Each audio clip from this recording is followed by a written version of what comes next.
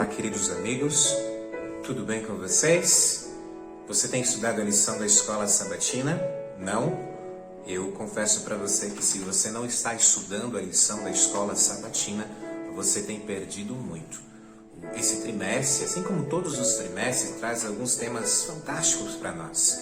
Esse trimestre está trazendo esse conceito da aliança, de alguma maneira nos levando a compreender um pouquinho mais dessa graça de Deus para cada um de nós, mas também a nossa parte dentro desta aliança.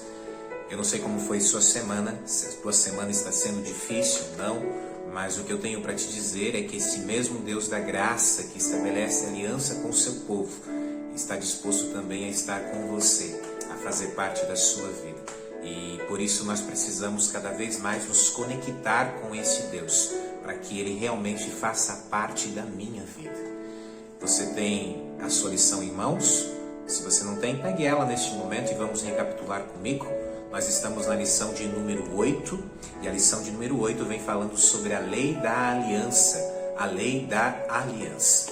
Como compreender esse assunto? Esse é um assunto muito importante, porque quando eu compreendo esse assunto, eu compreendo todo o conceito da aliança. O verso para memorizar que se encontra aqui na parte de sábado é um verso muito importante, porque nós percebemos aqui as duas partes, a parte de Deus e também a parte do ser humano.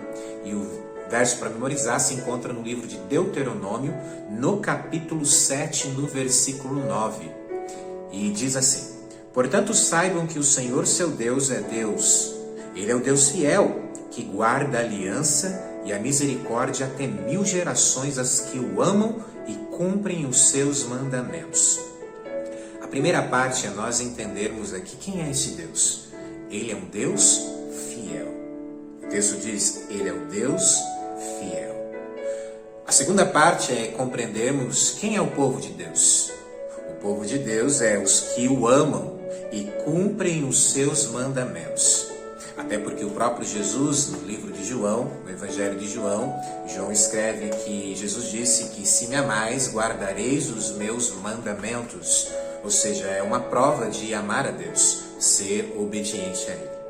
Deu para compreender esse texto? E aqui dentro desse verso nós entendemos então este Deus que é fiel, mas esse povo de Deus que o ama e guarda os seus mandamentos.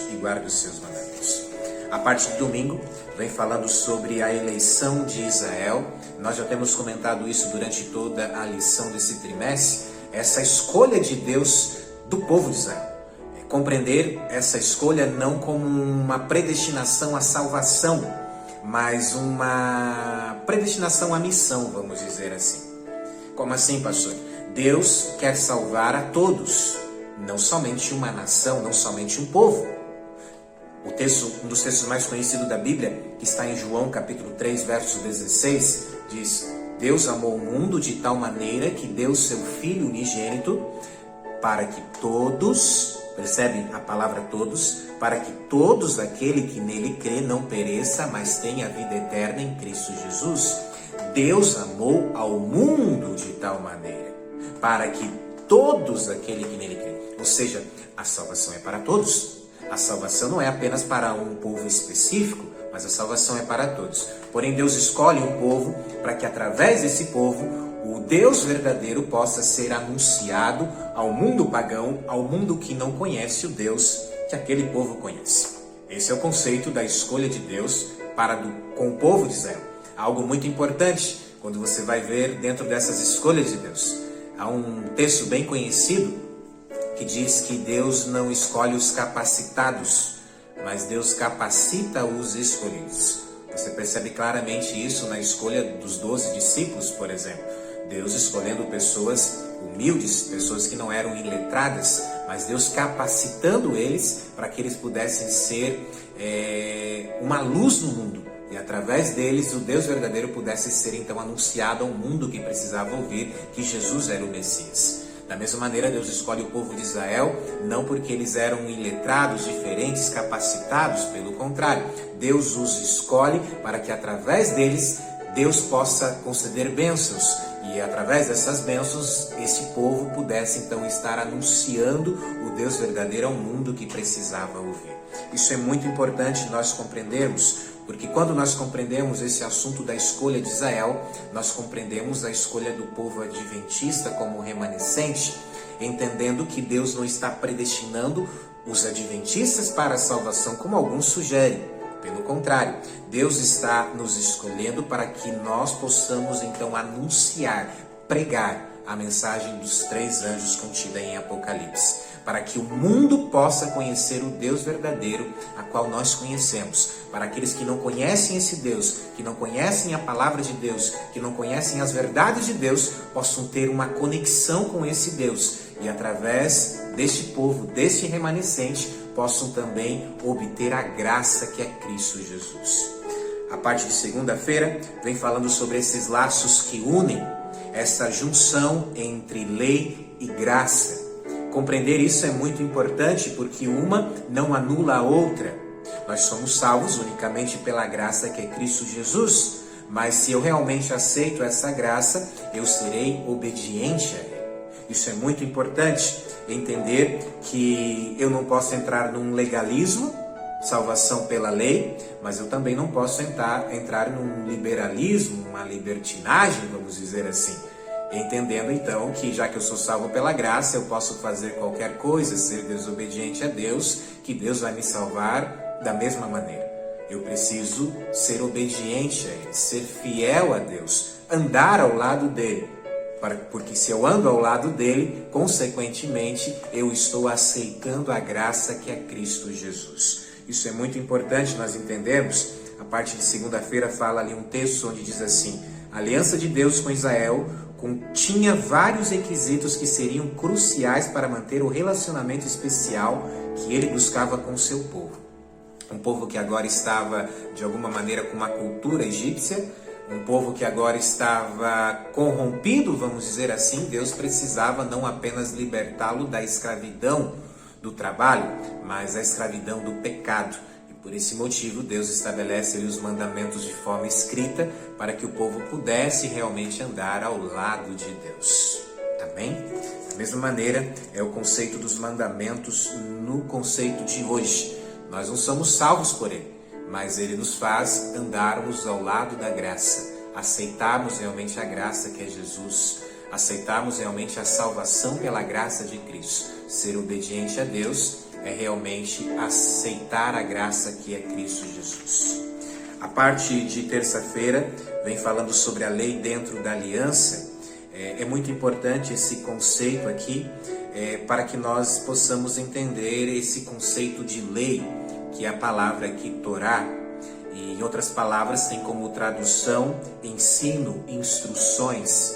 Ou seja, a lei ela tem o objetivo de nos ensinar, de nos instruir a andar do lado de Cristo, a aceitar realmente a graça de todo o coração, a abrir a porta do nosso coração para Jesus realmente entrar e fazer morada na nossa vida. A lei ela tem esse objetivo de ensinar, de nos instruir, ensinar, nos instruir. Em outras palavras, a lei é como se for um manual de instrução. Assim como eu tenho um carro e eu preciso desse manual para que eu possa entender o que fazer com o carro, por exemplo, se eu colocasse água ao invés de colocar óleo no carro, o que aconteceria com o meu carro? Fundiria o motor. A lei ela tem esse objetivo de instrução para me mostrar o que eu devo fazer para realmente andar na graça que é Cristo Jesus e não fundir o motor. Deu para entender? Por isso esse conceito de instrução, de ensinamento. É como se fora realmente um manual. Israel ele tinha o objetivo de ser uma bênção a todas as nações. Nós somos chamados também para ser uma bênção a todas as nações. Amém? A parte de quarta-feira, a estabilidade da lei. Aqui é muito importante nós compreendermos que esse Deus é um Deus imutável. Esse Deus é um Deus que não muda. Malaquias 3,6 fala sobre isso. O livro de Tiago 1,17 também nos mostra a respeito deste assunto. Um Deus que não muda. Nada do que Deus fez é ruim para nós. Isso é muito importante nós compreendermos. Ou seja, a observância da lei, além de nos trazer benefício, sim, Como traz benefício? Porque, na verdade, a lei foi feita por causa do homem, ou seja, a lei nos traz benefícios para nós. Benefícios em ser obediente a Deus e também ser, de alguma maneira, amar a Deus e amar ao próximo como a nós mesmos. Isso é muito importante nós compreendermos. A lei, ela nos conecta com a graça que é Cristo Jesus. Ela, de alguma maneira, faz com que nós tenhamos realmente um relacionamento íntimo com Deus. Andamos ao lado de Deus, estamos conectados com Ele, porque agora eu sei a qual Deus eu sirvo. Eu sei o que Ele quer que eu faça, eu sei o que Ele quer que eu não faça. E por esse motivo, ela vai me conectando com Deus, E em contrapartida, a desobediência à lei, ela só me trará mal. Tanto em relação ao próximo, porque a segunda parte dos mandamentos é amor ao próximo e a primeira parte é amor a Deus, como também em relação com Deus. A desobediência da lei, ela só irá me trazer ou me fazer mal. Por isso a lei é muito importante para nós e elas estão unidas, a lei e a graça. A parte de quinta-feira, há uma expressão ali colocada como se. Essa expressão aqui é uma expressão condicional, ela é uma conjunção adverbial, para quem gosta aí dessa área de português, que eu não gosto muito, mas ela tem essa função, então, essa expressão se, como uma expressão ali condicional, não incondicional, uma expressão condicional. Se meu povo que se chama pelo meu nome se ajoelhar e orar. Então, se. Então, percebe que há uma condição. A nossa parte também tem que ser feita dentro deste conceito da aliança. A aliança, então, com Deus, ela requer uma obediência. Por isso, então, uma condição. Se. É muito importante compreender isso, porque Deus não está dizendo que nós estamos comprando a salvação se nós somos obedientes a Ele. Pelo contrário, nós somos obedientes pela graça que é Cristo Jesus. Porém, a fé sem obras é morta. Isso você precisa compreender, e não sou eu quem digo, mas a própria palavra de Deus. Ou seja, quando estou em Cristo, ando em seus preceitos, as bênçãos, ela recai sobre a minha vida. Porque Jesus está comigo, eu estou andando com Ele.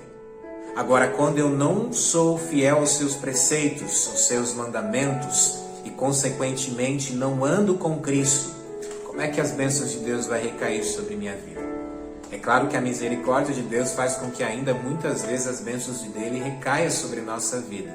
Mas muitas vezes nós não o veremos mais ao nosso lado, porque Deus nos dá o livre-arbítrio.